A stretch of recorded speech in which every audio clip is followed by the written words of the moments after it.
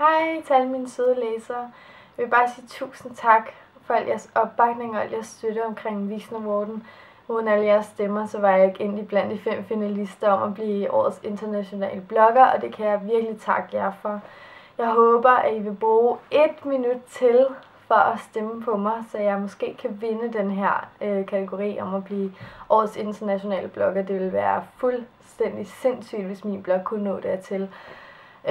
Jeg har ingen forventninger, men jeg tager det her som en kæmpe oplevelse, og det bliver fedt, at jeg har min kæreste med til Vixen Awarden den 18. februar, og det vil blive en kæmpe oplevelse lige meget hvad. Det er en meget, meget stor mulighed for min blog, at have nået hertil. Så jeg vil bare sige tusind tak, fordi I følger min blog og synes, at jeg er interessant. Jeg håber, jeg kan blive ved med at være det. Ellers så må I endelig sige til, hvis I har nogle ønsker til mine indlæg. Men jeg vil bare sige tusind tak, og jeg gør virkelig mit bedste for at opfylde jeres ønsker. Please, stem på mig. Der er link lige nede under det her. Vi ses.